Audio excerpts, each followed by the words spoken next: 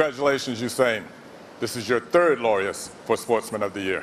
Thank you very much. For me, it's an honor doing it a third time. So I'd like to thank the Laureus Academy for voting for me. It's just a pleasure. It's an honor. I know I beat out a lot of tough competitors this year, so it feels good that when you put in hard work, it shows. So for me, it's a pleasure. I'd like to thank all my fans, my friends, my family for everything they've done for me. This last season was a tough year, so I'm happy to have come through and I've won the Laureus Award again. So thank you very much.